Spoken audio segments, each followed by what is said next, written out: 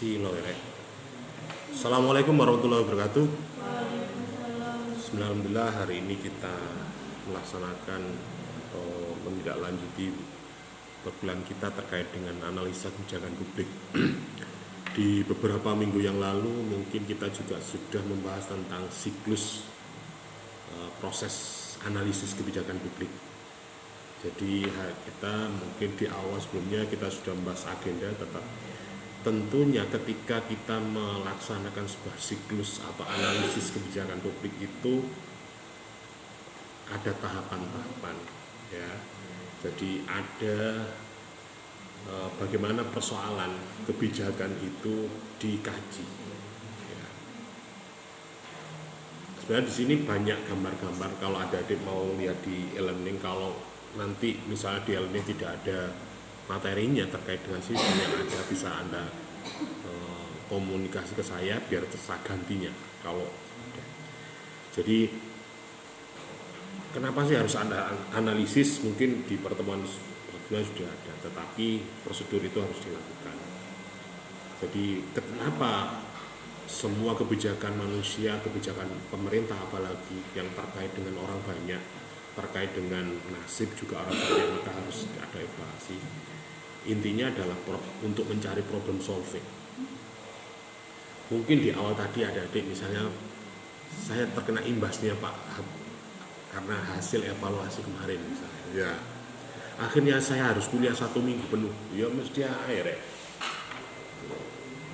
Itu tergantung kontrak. Nah, itu termasuk output, termasuk rekomendasi tindak lanjut dari sebuah analisis kebijakan, analisa sebuah kegiatan yang harus bagaimana mencari solusi dari kebijakan atau pelaksanaan daripada kebijakan itu dilaksanakan.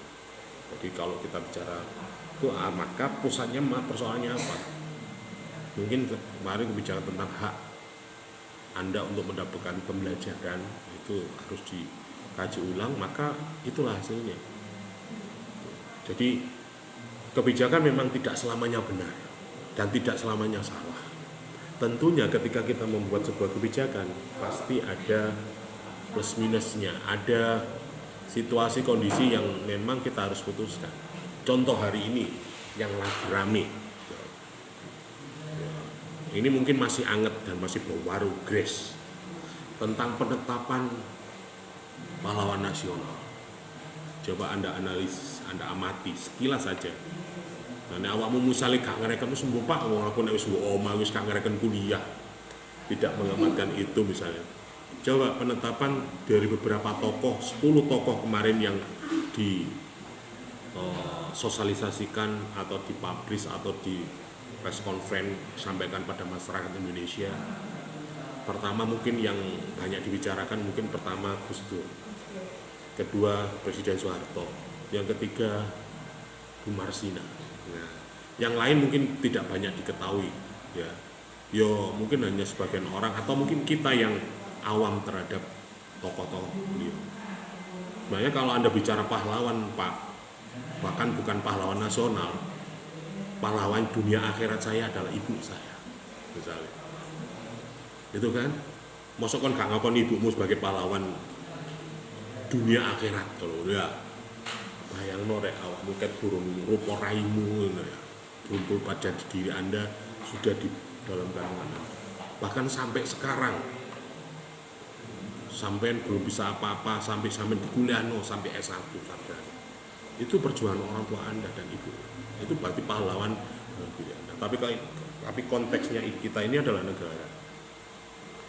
Sehingga ketika menetapkan beliau-beliau ini menjadi pahlawan nasional, yang menjadi ritual, menjadi apa ya istilahnya, sebuah negara harus menghargai para jasa pahlawannya. Semua orang harus menghargai sesamanya. Itu, tetapi dalam konteks formal penetapan negara ini adalah pahlawan nasional pasti mengalami sebagai macam pertimbangan. Bisa juga atas jasa-jasanya terhadap negara. Yang menjadi apa jenenge pro dan kontra ya, kalau aktivis ngomongnya ya Orde Baru rek Pak Harto rek. Bahkan dari ormas juga banyak diskusi-diskusi publik di media sosial itu yang mungkin tidak enak menurut, dan mungkin tidak sesuai dengan logika kita.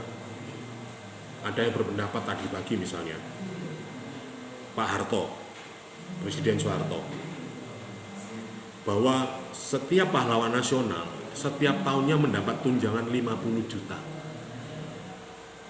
Ada yang berkata gini, masa dia sudah menggarong, artinya sudah mengkorupsi negara kita 32 tahun, dan hartanya dimakan untuk 7 turunan, cukup negara logik ngekei rek. Nek nur sampeyan kok koyo gak adil ya. Tetapi mungkin kenapa Pak Prabowo presiden negara ini menetapkan dia menjadi pahlawan nasional? Tentunya ketika ngomong biografi personal, apalagi pemimpin negara, pernah memimpin negara, tentunya jasa-jasanya juga banyak. Tetapi ya apa ya, balik mana nang ini apa budaya manusia yang mungkin bisa juga jelek, tidak bisa melihat suatu kenyataan yang bisa harus diterima. Umumnya wong ku nek wis kadung ciri bisa naik, ya, dianggap jelek semua. Tentunya Pak Prabowo untuk memutuskan 10 nama menjadi pahlawan nasional itu bukan berarti tanpa prosedur, tanpa proses, tanpa regulasi. Ya. Sehingga ketika memutuskan itu bukan karena seneng gak seneng rek. Subjektivitas tidak, pasti ada objektivitas, apalagi ini kaitannya dengan pemerintah, kaitannya dengan negara. Tentunya ketika salah sedikit saja menjadi persoalan hukum, persoalan politik dan sebagainya. Misalnya Anda melihat dari sudut pandang politik, kok iso Pak Harto? Bahkan di media sosial banyak orang, bahkan kemarin itu yang dipakai itu Gusmus. Ada sejarah kelabu di kepemimpinan beliau. Mulai tahun 71 pemilu pertama. Itu banyak kejadian, banyak mengan korban barang rek. Kemudian di tahun 84 di Ormas NU penjagalan Gus Dur untuk menjadi ketua. Wah. Dan banyak lagi, Kaos Priok dan sebagainya. Dan mungkin adik-adik ingat, mungkin adik-adik juga belum lahir ya waktu itu. Jadi ketika ada orang kritis, ada media kritis, lalu beredar ya. Tapi di sisi lain, rakyat mengatakan, enak zamanku toh. Lah, ekonomi stabil, keamanan stabil. Pak biyen niku sego pecel regane Rp500, BBM harganya 1.000, swasembada pangan. Jadi ada pro dan kontra. Maka di sini di dalam problem solving mengambil jalan tengah, objektivitas seorang pemimpin, seorang kepala negara untuk mengambil sebuah kebijakan, munculkan 10 pahlawan itu juga bukan tanpa resiko. Nek selama wakmu ijik menungso ini ya wis mesti rek ono plus dan minus. Dan kita harus memilih. Ini mungkin banyak orang yang menghujat pemerintah. Matane ya oleh sing ngono rek ya. Nek sing bagi kalian akademisi mungkin rada konstruktif ya. Artinya dia punya potret, punya rekam jejak yang mungkin bisa menjadi pertimbangan ketika itu dijadikan menjadi pahlawan nasional. Nah, itu salah satu contoh analisis kebijakan yang barangkali kalau ada adik mengamati itu, iya rek, lihat. Misalnya kalau nanti ada pertanyaan, bagaimana pendapat Anda terkait dengan penetapan 10 nama tokoh masyarakat menjadi pahlawan nasional di itu? Mungkin antara Yanua, antara Gufron, Alfiana, dari 10 tokoh itu Anda punya argumen masing-masing sesuai dengan data Anda, pengetahuan Anda. Makanya di dalam siklus pembuatan atau analisis kebijakan itu pasti harus ada problem screening, ada policy future, ada action, ada rekomendasi, ada monitoring. Artinya coba konek gak percaya takono Gus Ipul Menteri Sosial. Loh, itu seleksinya sudah mulai tingkat daerah, Pak. Artinya informasi itu digali dari bawah. Ya mungkin masyarakat tidak artinya tidak memperhatikan semua kegiatan pemerintah ya. Kalau ini gak umum, gak viral, ya gak mungkin dipantau loh. Atau mungkin masyarakat tidak fokus di situ. Terus gak ngurusi, aku tak ngurusi nyambut gawe, ngurusi kuliah, ngurus sing tani yo mikir tani, sing mikir guru mikir pendidikan, sing gak mikiri itu. Ya, menurut mereka terbuka atau tidak? Ya bisa juga. Media juga berpengaruh. Nah, media saiki nek misale iku gak sifatnya gak elek-elek, gak anu-anu, mungkin yo gak patek disorot. Tapi ketika injury time didengar sampai sudah menuju puncak, wis klimat, coro susah mene, baru kan dia nggak tahu proses awalnya. Roro saiki rek.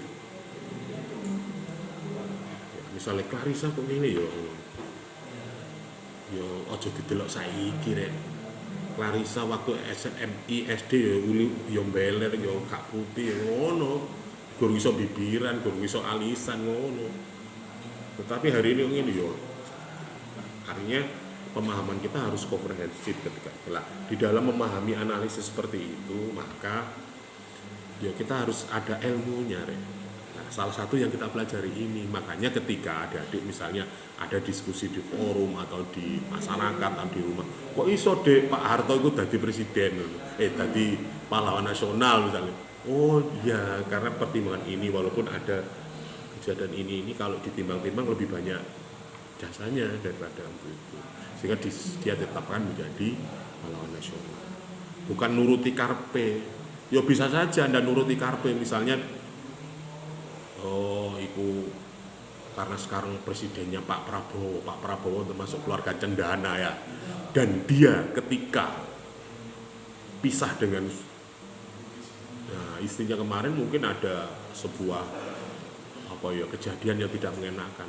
Kon diagelem dakoni mantu cendana nek kon niku presiden atau sejajar lah dengan keluarga cendana. Nek saiki aku wis sejajar, aku presiden. Mana ada seorang perempuan anak presiden juga suami presiden. Nek Pak, iki persoalan personal yang bisa mempengaruhi jiwa kepemimpinan seseorang loh, Rek. Nek dari sisi itu loh ya. Jadi hari ini untuk mencari kepercayaan di keluarga, bangunannya secara pribadi bisa juga aku loh presiden, tak butekno loh, aku punya kuasa, walaupun masyarakat tidak menerima, bapakmu tak angkat, morotu aku tak lah. Itu sudut pandang. Makanya ketika ada adik seorang mahasiswa pemerintahan memandang sebuah kebijakan, mengundang sebuah fenomena di masyarakat, Anda harus jangan subjektivitas, Anda harus seobjektif mungkin sehingga Anda dikatakan seorang yang bijak. Yo kok ojo sepihak ngono rek informasi. Artinya ketika melakukan sebuah tindakan pilihan itu benar-benar sudah melakukan sebuah pertimbangan-pertimbangan yang matang, gitu loh. Nah, ini harapannya analisis kebijakan itu sehingga muncullah kebijakan. Nah, kita sekarang hari ini itu sampai kepada tahapan forecasting. Nah, dari beberapa siklus Anda menganalisis dari kebijakannya seperti apa, dari anu seperti apa dan sebagainya, Anda masuk ke forecasting, berkhayal, berintuisi, mesti rek. Sepodo mbek sampe nek pacaran ngono kok. Bayangan Anda wis ngene ya, Dik, kok ngomong ngene. Sampeyan meni aja kerja ae, gak usah kerja, aku ae sing kerja. Kaya-kaya ngono ya bayangannya. Dan itu diwujudkan memang. Nek iso Dik, meni nek mari nikah 1 bulan 2 bulan kita harus berdiri sendiri. Maksudnya piye, Mas? Mbuh ngontrak, mbuh tuku, sing penting kita harus lepas dari orang tua atau mertua. Iku analisis peramalanmu bayangan. Lho apa kok ngono, Dik? Ya biar kita bisa mandiri. Iku contoh. Nah, Di dalam kegiatan analisis atau pembuatan kebijakan pasti ada bayangan, ada impian, ada sebuah sesuatu yang mungkin di luar kenyataan, tetapi mungkin kita punya angan-angan, punya jikalau itu pasti muncul. Terus nek meneh awak dhewe ngene ya apa? Nah, itu. Atau bisa juga meramalkan mungkin ke depan seperti apa. Di tahun depan itu musim ini. Kita mungkin harus persiapan ini. Itulah maksud. Nah, di dalam forecasting ini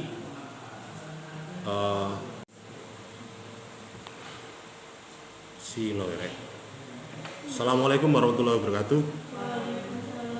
Alhamdulillah hari ini kita melaksanakan atau menindaklanjuti perkuliahan kita terkait dengan analisa kebijakan publik. Di beberapa minggu yang lalu mungkin kita juga sudah membahas tentang siklus proses analisis kebijakan publik. Jadi kita mungkin di awal sebelumnya kita sudah membahas agenda, tetap tentunya ketika kita melaksanakan sebuah siklus atau analisis kebijakan publik itu ada tahapan-tahapan, ya. Jadi ada bagaimana persoalan kebijakan itu dikaji. Sebenarnya di sini banyak gambar-gambar. Kalau ada adik mau lihat di e-learning, kalau nanti misalnya di e-learning tidak ada materinya terkait dengan sistem yang ada, bisa Anda komunikasi ke saya biar tersa gantinya.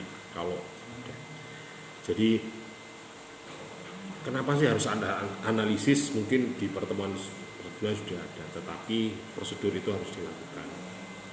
Jadi kenapa semua kebijakan manusia, kebijakan pemerintah apalagi yang terkait dengan orang banyak, terkait dengan nasib juga orang banyak, maka harus ada evaluasi. Intinya adalah untuk mencari problem solving.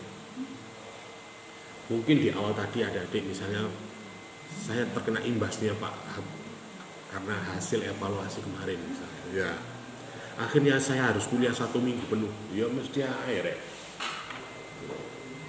tergantung kontrak. Itu termasuk output, termasuk rekomendasi tindak lanjut dari sebuah analisis kebijakan, analisa sebuah kegiatan yang harus bagaimana mencari solusi dari kebijakan atau pelaksanaan daripada kebijakan itu dilaksanakan. Jadi kalau kita bicara maka pusatnya persoalannya apa? Mungkin kemarin kebijakan tentang hak Anda untuk mendapatkan pembelajaran itu harus dikaji ulang, maka itulah hasilnya. Jadi kebijakan memang tidak selamanya benar dan tidak selamanya salah. Tentunya ketika kita membuat sebuah kebijakan pasti ada plus minusnya, ada situasi kondisi yang memang kita harus putuskan. Contoh hari ini yang lagi rame, ini mungkin masih anget dan masih baru grace, tentang penetapan pahlawan nasional. Coba Anda analisis, Anda amati sekilas saja. Nah, awakmu misalnya gak ngereken wis Pak, wong aku nek wis omah wis gak ngereken kuliah. Tidak mengamatkan itu misalnya. Coba penetapan dari beberapa tokoh, 10 tokoh kemarin yang di sosialisasikan atau dipublish atau di press conference sampaikan pada masyarakat Indonesia.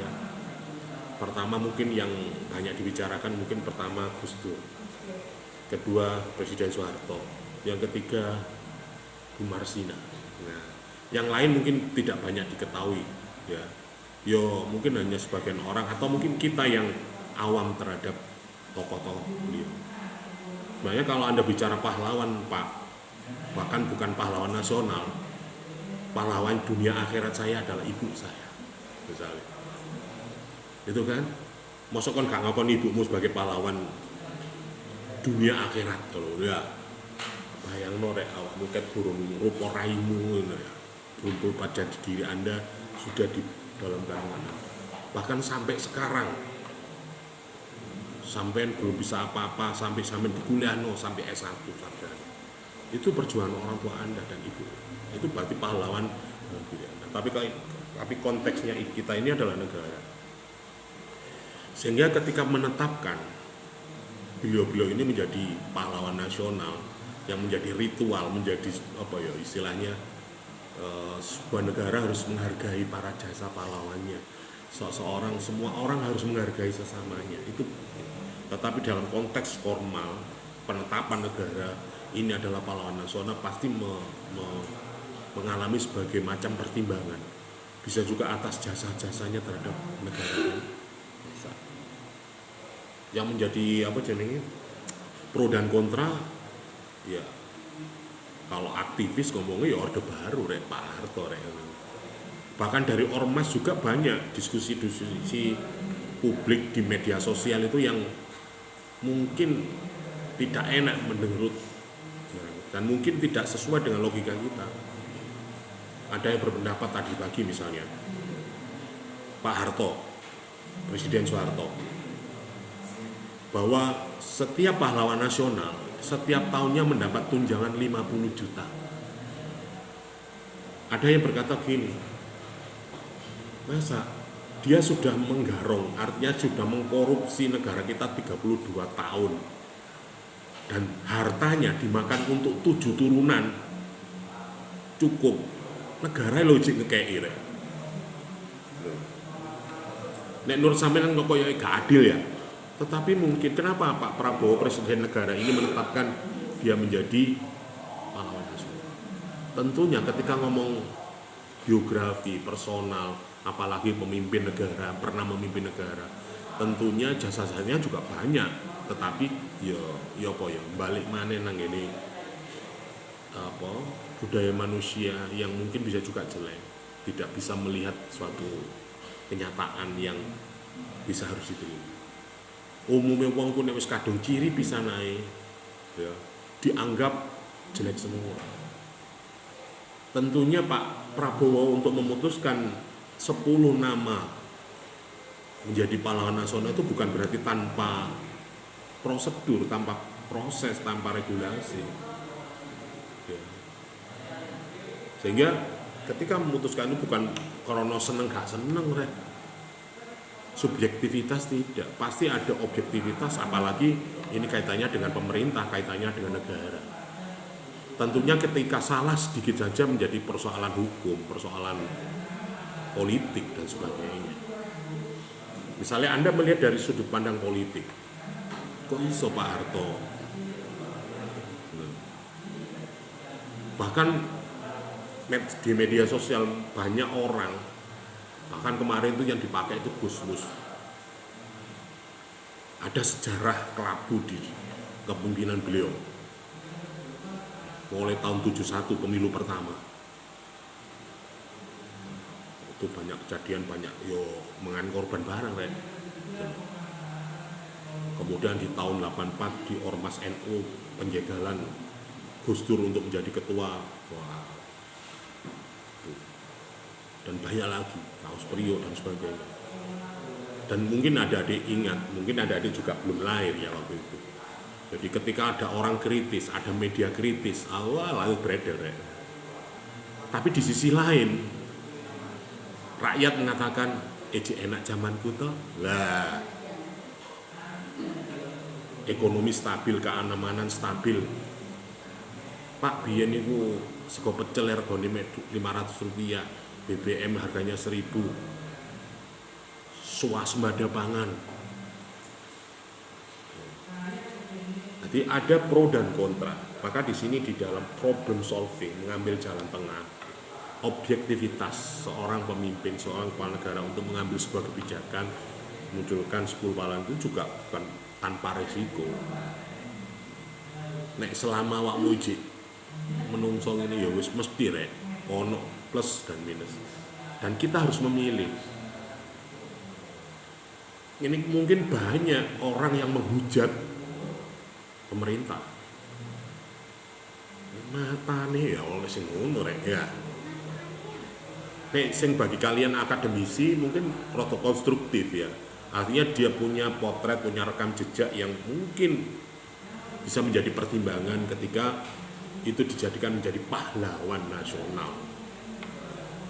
Nah, itu salah satu contoh analisis kebijakan yang barangkali kalau ada adik mengamati itu, iya rek, lihat. Misalnya kalau nanti ada pertanyaan, bagaimana pendapat Anda terkait terkait dengan penetapan 10 nama tokoh masyarakat menjadi pahlawan nasional di Bogor. Mungkin antara Yanua, antara Gufron, Alfiana, dari 10 tokoh itu Anda punya argumen masing-masing sesuai dengan data Anda, pengetahuan Anda. Makanya di dalam siklus pembuatan atau analisis kebijakan itu pasti harus ada problem screening, ada policy future, ada action, ada rekomendasi, ada monitoring. Artinya coba konek gak percaya takono Gusipul Menteri Sosial. Loh, itu seleksinya sudah mulai tingkat daerah, Pak. Artinya informasi itu digali dari bawah. Ya mungkin masyarakat tidak artinya tidak memperhatikan semua kegiatan pemerintah ya. Kalau ini gak umum, gak viral, ya gak mungkin dipantau loh. Atau mungkin masyarakat tidak fokus di situ. Terus gak ngurusi, aku tak ngurusi nyambut gawe, ngurusi kuliah, ngurus sing tani yo mikir tani, sing guru mikir pendidikan, sing gak mikiri itu. Ya, menurut mereka terbuka atau tidak? Ya bisa juga. Media juga berpengaruh. Nah, media saiki nek misale iku gak sifatnya gak elek-elek, gak anu-anu, mungkin yo gak patek disorot. Tapi ketika injury time didengar sampai sudah menuju puncak, wis klimat, coro susah mene, baru kan dia nggak tahu proses awalnya. Roro saiki rek. Misalnya Clarissa kok ini yo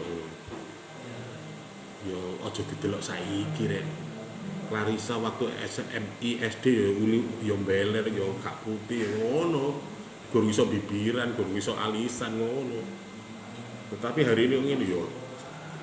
Artinya pemahaman kita harus komprehensif ketika di dalam memahami analisis seperti itu, maka ya kita harus ada ilmunya, Rek. Nah, salah satu yang kita pelajari ini, makanya ketika adik-adik misalnya ada diskusi di forum atau di masyarakat atau di rumah, kok iso deh Pak Harto itu dadi presiden, dadi pahlawan nasional misalnya. Oh ya, karena pertimbangan ini, walaupun ada kejadian ini kalau ditimbang-timbang lebih banyak jasanya daripada itu, sehingga dia tetapkan menjadi pahlawan nasional. Bukan nuruti karpe. Ya bisa saja Anda nuruti karpe, misalnya itu karena sekarang presidennya Pak Prabowo termasuk keluarga cendana ya, dan dia ketika pisah dengan istrinya kemarin mungkin ada sebuah kejadian yang tidak mengenakan. Kon diagelem dakoni mantu cendana nek kon niku presiden atau sejajar lah dengan keluarga cendana. Nek saiki aku wis sejajar, aku presiden. Mana ada seorang perempuan anak presiden juga suami presiden. Nek Pak, ini persoalan personal yang bisa mempengaruhi jiwa kepemimpinan seseorang loh, Rek. Nek dari sisi itu loh ya.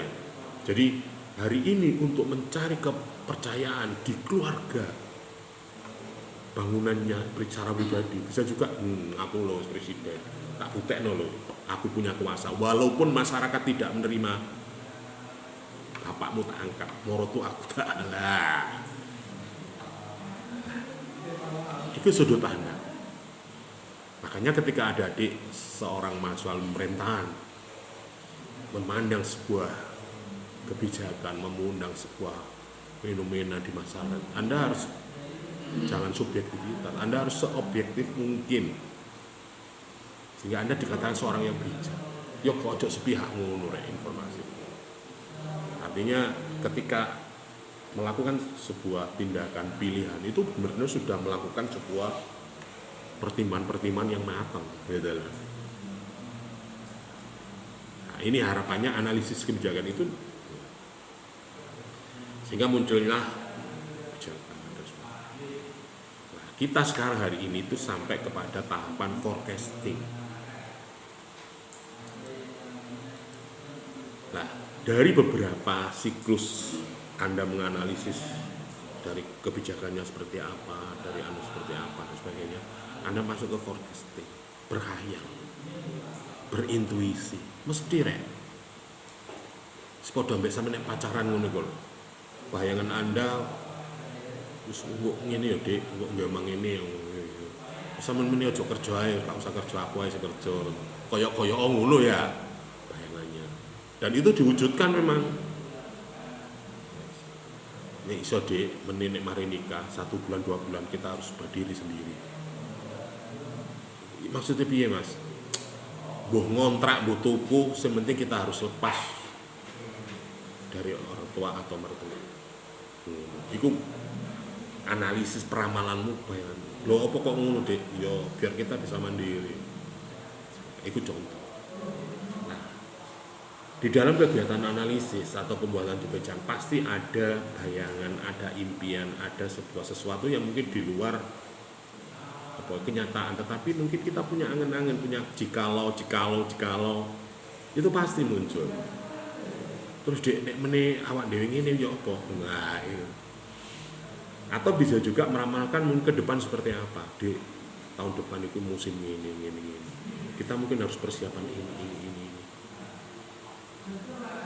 Itulah maksud. Nah, di dalam forecasting ini setelah masalah kebijakan itu dirumuskan dengan baik, maka tugas berikutnya adalah analis kebijakan, memperkirakan atau meramalkan konsekuensi dari pilihan-pilihan kebijakan di masa yang mendatang. Terus menene arek-arek gak setuju piye, Mas? Misalnya sampean mang wis digambar, wis menene kita rumah tangga kita pokoknya harus lepas dari entah itu kos, entah itu beli, entah itu kontrak. Terus lu kok nek bapak gak setuju piye, Mas? Ya apa ya, Dik? Ya, kita kan kita harus berusaha meyakinkan beliau. Terus pertimbangan ketiga, nek ibu gak setuju piye? Lho, tak, nek aku kok tinggal aku nggo kene urip karo sapa? Aku ngenger karo sapa? Lah omah iki kok sapa? Lah. Terus kudu ya apa, Dik? Pertimbangan. Oh, sing ngene lho, Dik. Yo kene tetep bisa, tapi nggak jauh dari rumah orang tua. Mungkin satu dusun atau beda rumah, atau mungkin satu RT tapi beda rumah. Itu alternatif muncul itu. Nah itu ada konsekuensi yang kita harus siap menerima, siap menghadapi konsekuensi yang walaupun itu belum tentu terjadi gitu lah. Tetapi paling tidak kita bisa meramalkan. Itu nek contohnya kebijakan umum. Nek misal kebijakan pemerintah daerah, desa atau pemerintah kabupaten perbaikan jalan. Loh, kalau melihat kalender musim sekarang kan cuaca tidak tentu ya. Kalau menurut umum biasanya memang tertentu. Jadi kalau bulan Oktober atau November sampai April itu musim penghujan. Maka ya ojo bangun dalan, ojo bangun kalenan. Ya gak mari-mari gitu ya kan. Artinya program-program yang mungkin menghindari dari situasi alam. Walaupun ada yang melawan arus. Terus gak apa-apa, kalau hutan ya ditutupi dan sebagainya. Bangun rumah ya sana. Nah itu namanya peramalan. Artinya kebiasaan-kebiasaan antisipasi itu termasuk ada. Bisa memprediksi. Artinya ketika Anda membuat kebijakan, misalnya kayak Pancasila dirumuskan ini, itu bisa berlaku terus nggak? Ya. Artinya apa? Di ruang dan waktu itu pasti berbeda. Situasinya pasti kalau situasi ya walaupun mungkin apa ya sejarah perilaku manusia itu terlalu berulang, tetapi belum tentu sama. Gitu. Situasi dan bisa juga ditambah. Mungkin dulu karena belum ada Android, HP ini cek ngono. Mungkin dulu belum ada media sosial yang semasif sekarang, sehingga berita-berita yang miring-miring seperti ini enggak sampai pada telinga masyarakat di level yang paling bawah. Itu menjadi pertimbangan situasi. Nah, peramalan ini juga memberikan informasi agar masa depan dapat dikendalikan atau merubah, dapat diperkirakan berdasarkan pola masa lalu.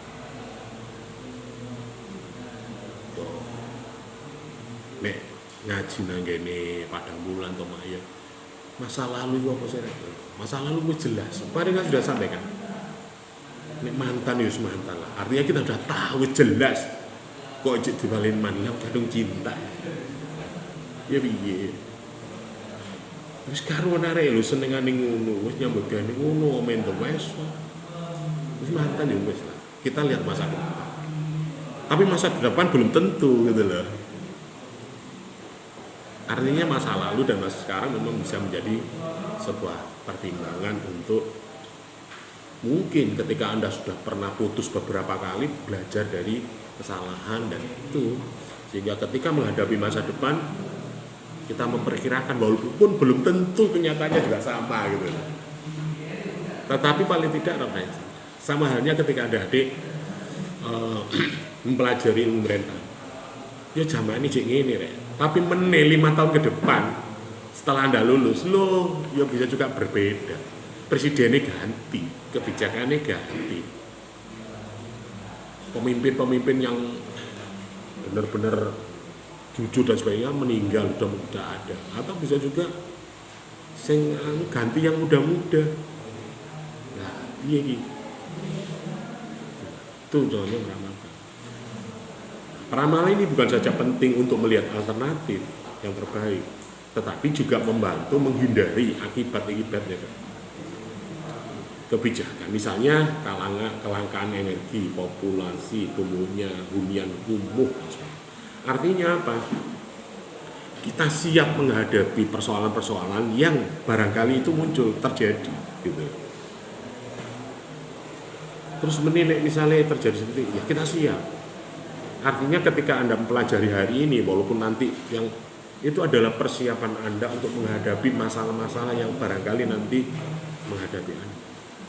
Jadi ngomong kuliah ilmu idealis, cobalah Anda lihat hari ini. Ngomong pemerintahan, guru tadi pemerintahan itu koyo ya, koyoan sembarang kali, gogolan, utang dilakoni. Barang wis dadi pejabat, mbok. Gak tenang-tenang ya. Terus wis pensiun yo ngono, ijik duber-uber. Lagi ben kebijakanmu kok apa lho, wis spray ya kan. Gak dadi pejabat-pejabatan ya. Lho dia nek jabat sing jare ndolek dhuwit gawe, ya ndolek dhuwit gampang koyo-koyoke. Saiki gorong konangan, tapi nek wis konangan. Lah. Saiki korupsi Pertamina sampai 1.000 triliun lho, bayangno. Nek ana kasus misalnya, Pak aku nek kasus ngene, endi polsek iki? Polsek Kemlagi, wis gampang. Sapa kapolseke? Paranono gawane dhewe sak trek. Moro aja dikeki wonge, bojone moro kek ana hadiah Alpa apa opo. Wow. Nah, menjah Alpa.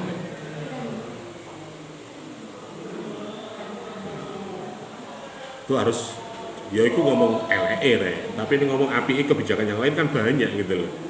Misalnya kalau nanti misalnya terjadi kelangkaan atau terjadi kemarau panjang karena situasi iklim tidak ekstrim ya. Misalnya nih ngomong mata kekeringan piye. Sumbernya wis gak milih maneh.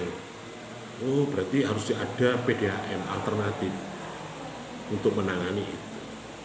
Ternyata wis digekno bangunan, ternyata cuacanya udan terus. Oh, iya. Ya tidak apa-apa. Kadang kok ya.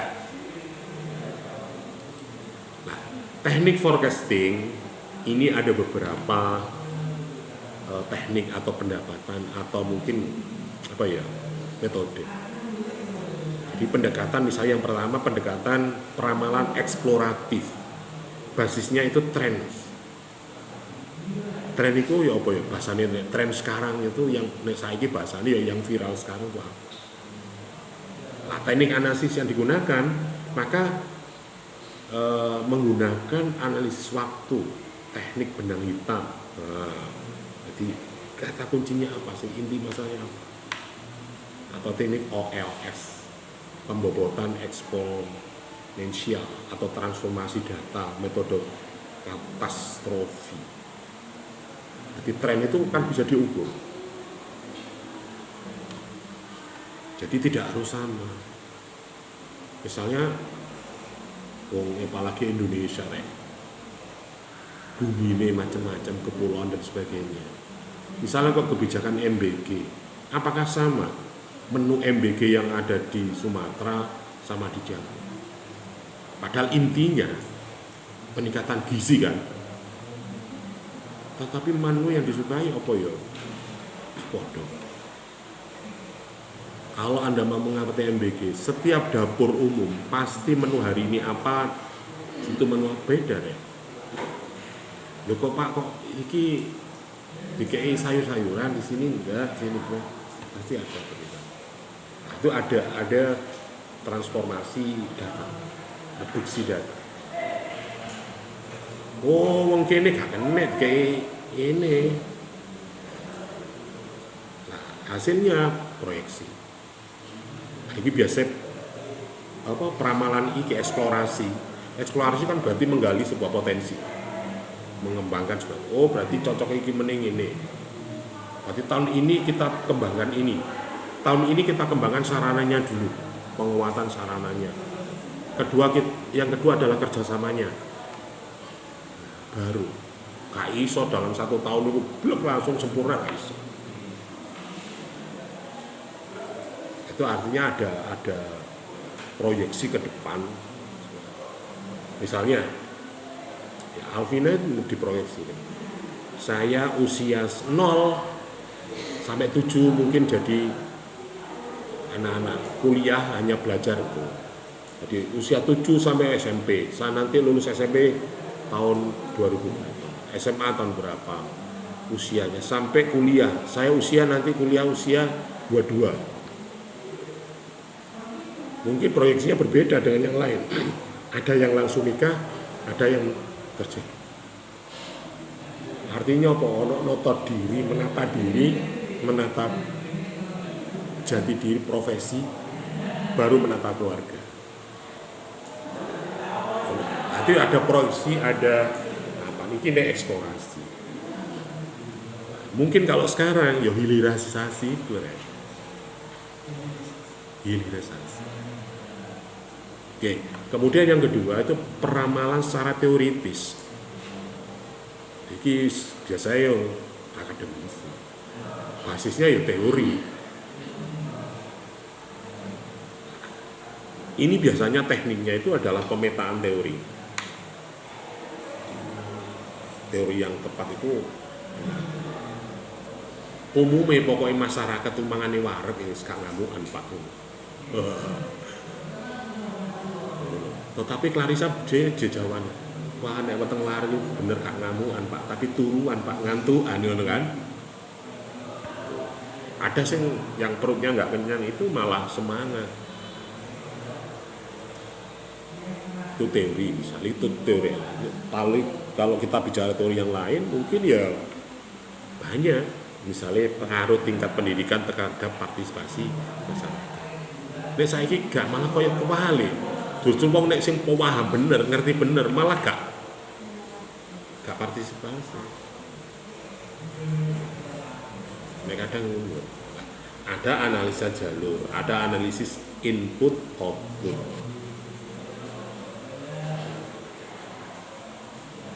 Ada pemrograman secara linier. Ya. Jadi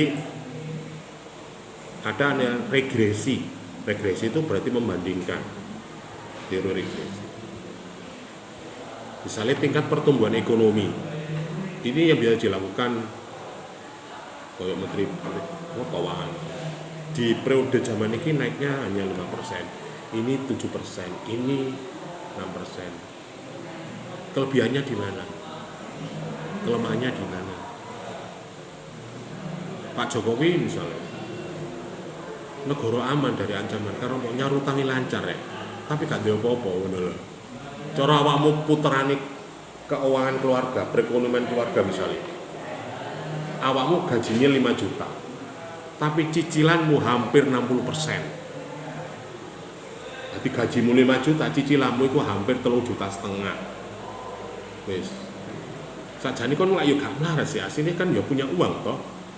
Tapi kene misalnya kok gak nyicil 3,5 juta, uripmu kari biaya 1,5 juta, apa dikatakan survive, apa dikatakan sejahtera? Ya sejahtera Pak. Lho lha kok sejahtera? Lah wong iso kredit Innova Ribon. Artinya cicilannya 3,5 juta ngono lho Rek. Cara gaya urip gaya kan. Tapi duit kok ini kan 1,5 juta. Kayak untuk 1 bulan misalnya. Milih ndi kon tak. Kini wis punya rumah sendiri, cicilan rumah atau villa atau apartemen. Bojomu gajinya 5 juta, cicilan apartemen 2,5 juta, milih ndi? Kita tinggal di apartemen, Dek, tapi gaji saya terpotong 50% untuk apartemen. Yo, tirakat dhisik, Dek. Mungkin karena kita belum punya keturunan atau anak kita masih kecil, sehingga kebutuhan kita masih sedikit untuk rumah. Jadi ketika nanti kita punya anak kecil usia sekian, rumah menjadi milik kita. Kuat ang lakoni ngono. Nek kuat ya wis gak apa-apa Mas ya. Aja sambatan. Tapi kan nanti kita punya rumah gitu kan. Sama halnya ketika orang lapo so nabil mau gak oleh BPJS wajan BLT. Lah Masya Allah, gua omah lo sepeda telu nyar-nyar kabeh atau minimal keluaran terbaru. Iya sepeda nyar-nyar tapi kredit kabeh, ya apa iku? Diarani mampu apa enggak ngono iku? Ya mampu Pak, buktine iso mampu bayar cicilan. Lah apa kok oleh bantuan? Ya Allah Pak, bayaran 3 juta nyicil 2,5 juta. Lah duit 500 gawe urip sak. Lha Melandi. Ini kan fakta hidup sekarang kan seperti itu. Baik di desa atau apa gayane ya. Motornya apik, padahal itu nyicil kabeh. Iya nek tuku kae. Siji sing ngomong desa-desa kok mak wong pegunungan ngono. Mau beli mobil, beli motor iku panen dan cash ngono lho. Dadi nek pas panene apik, yo langsung tuku nyar cash, gak usah kredit. Tapi bagi orang-orang pinggiran, orang kota, lah timbangnya kok numpak bis bendino nyangoni 20.000 iku nek kok cicil no sak wulan dadi ketemu piro? Kreditno sepeda motor ae bensin 10.000 kena kok gawe nanti-nanti. Milih ndi? Ayo. Iku fakta rek. Kemudian yang berikutnya teorinya adalah peramalan intuitif. Jadi awakmu menghayal itu ada menghayal sing eksploratif. Engko nek meni yo nek pabrik iki wis ngene, nek wis dodol ngene, baru ngene. Nek intuitif itu penilaian yang subjektif, rek. Oh jenenge intuitif. Intuisi. Feeling, ya, perasaanku gak enak ya. Atau mungkin Clarissa ngono. Biarkan orang anjing menggonggong kafilah tetap berlalu ya. Biarkan orang mengatakan dia jelek tapi hati saya. Wah. Itu kan intuisi. Padahal menurut logikanya wong Clarissa iku luas nopo sih. Tapi keyakinan Clarissa, intuisi naluri batinnya saya yakin dia berbeda. Padahal wong-wong ya prejengan koyo ngono. Nah, ini biasanya ada teorinya Delphi konvensional, ada Delphi kebijakan, ada analisa dampak silang. Ya iki akibate nek kon ngene. Misalnya ayo demo kon nuntut ngono kon iso tertib kon. Ayo. Kon njaluk sing sepeda motor apik iso tambah sini ngono. Oke, Bima Prodi kemarin nanti saya kasih operasional mobil Innova. Saweneng ya kon. Pisan pindo, mari ngono meneh royokan tuku bensin iso opo iki rek. Bawa harus montore. Wis gak iso seperti gaya kon. Ayo. Ya apa ning ngene iku? Itu intuisi. Harapannya ketika ada adik dikai fasilitas ngapi yang bagus, itu bisa meningkatkan produktivitas, keaktifan dan sebagainya. Tetapi faktanya kosnya tinggi Pak, ya Allah. Selele ane lupa is Avanza gak apa-apa lah, ngatasi cek kuat. Tapi nek misalnya kon Alphard atau Innova gak gelem pertalite pertama deck atau apa ya, atau solar deck atau mungkin entek bandane awak dhewe kamu urung ngopi ya.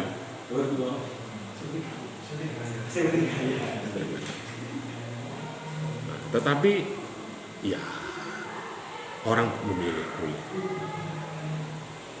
Ya setiap kepemimpinan kadang ya, makanya ada orang-orang gaya hidup yang barangkali pilihannya itu, dia berpikir kalau dia luarnya cantik, urusan jero elek, urusan buri. Jadi organisasi pemerintahan itu, yang penting masyarakat itu percaya. Perkara iki mbok drama mbok apa, yang penting viral dhisik ya. Nah, orang kan nggak tahu bahwa rekaman video kegiatan itu ya ono tim kreatif ya. Mosok naluri alami gitu. Bukan. Tapi trennya sekarang seperti itu gitu loh. Ya. Jadi setiap kepala daerah, setiap kebijakan itu harus dipublis, harus diviralkan dan sebagainya. Walaupun videonya itu ya gak alami gitu loh. Ya mungkin piro ya 70% lah itu benar. Sing liyane ya nonton ya untuk kameramen nih. Mesti ini kan nonton video YouTube pengajaran ini ya. Idealnya ya bahasanya ya kudu baku dan sebagainya. Tapi nyatanya kene kan ya sak kepedu ya kan ya. Ya buktinya kenapa kita harus seperti ini? Ya cek paham lah nek. Kon targetnya hanya sebagai tontonan ya kudu ono kamerane. Kat Pak, kat. Kan? Action. Apa sih? Apa nek saiki ono AI ya? Wadah. Bisa direkam. Itu ramalan. Nah, intuisi ini bagi kita. Penilaian kelayakan. Nek ngomong kelayakan, iki pantes, gak pantes, itu kan wis awangel rek. Awangel ukuran. Dianggap ini wis cukup lah. Sekian hari ini untuk kuliah hari ini misalnya. Ya apa rek? Lah, sing iyon Pak, jaket logo, kurung keringetan.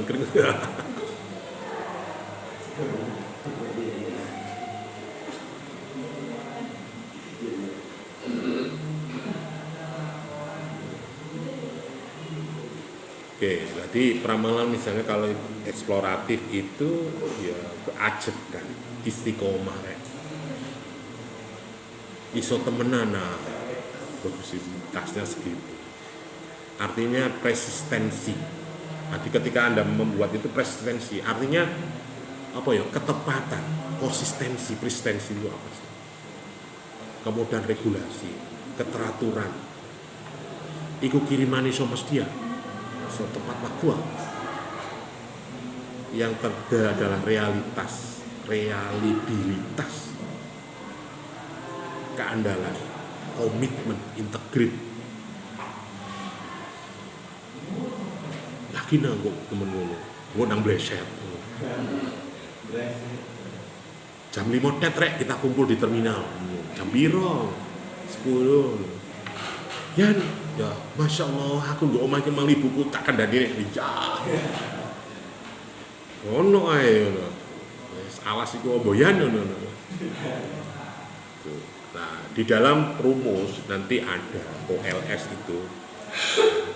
Jadi adik-adik itu kalau nanti ada metode dalam kuantitatif OLS, ordinary least square, itu Y, P, X, A plus B sama dengan berapa itu ada. Jadi tingkat kepercayaan, tingkat kepuasan itu bisa diukur